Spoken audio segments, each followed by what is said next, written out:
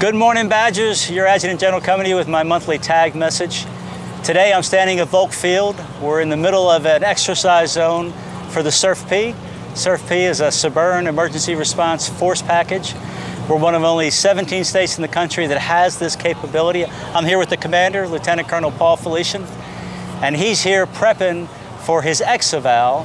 The unit will be taking the exeval tomorrow, put on by our North to make sure that we are ready to do our mission. Now, this particular mission is important because the Defense Department has some active duty capability, and the National Guard rounds out that capability with units like the CERFP, which is specialized capability should our country ever come under a nuclear or a biological or radiological type of attack. Colonel Felician, over to you. Well, sir, you're right. It is a very unique mission.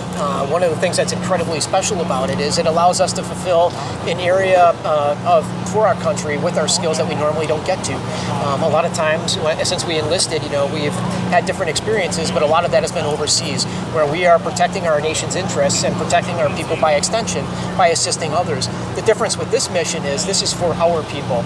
It's specifically a response or a capability that was developed to respond domestically.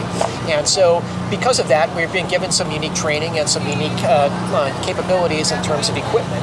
All of the equipment that we use is commercial off-the-shelf equipment. It's not your regular green or blue equipment that would come out of our regular supply cycles.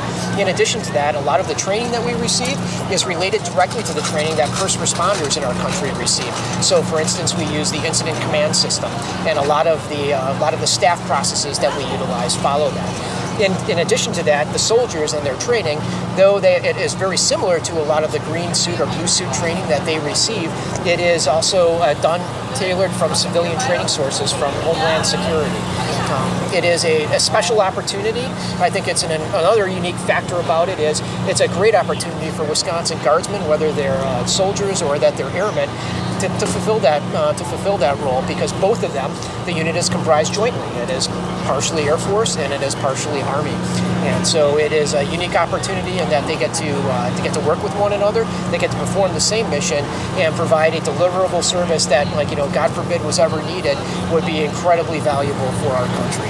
And so it's an honor to have the opportunity to serve in this capacity, and I think the soldiers are ready for this mission. They've been training hard, and we're looking forward for our exeval tomorrow, sir. Thank you for that. I appreciate that. So, ladies and gentlemen, we appreciate what you do. These men and women out here have their Army MOS or their Air Force AFSC. They're trained into this additional capability and capacity. You can't quite see it in the background, but they are highly motivated, and they're exercising exactly the way they would fight, which means getting into some heavy gear. The heat out here is probably about 85 degrees, so it's warm.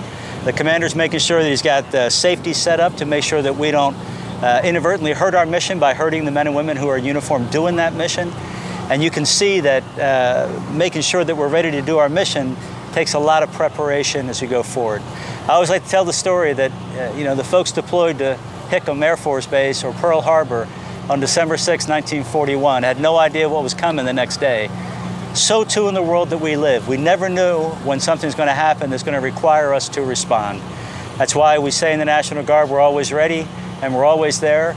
This mission under Colonel Felician is very, very important, but it's no more important than the mission that you're training for right now in your own units. Thanks for what you do. It's a privilege to serve with you. Have a great drill weekend. Tag out. Thank you. Thank you, sir.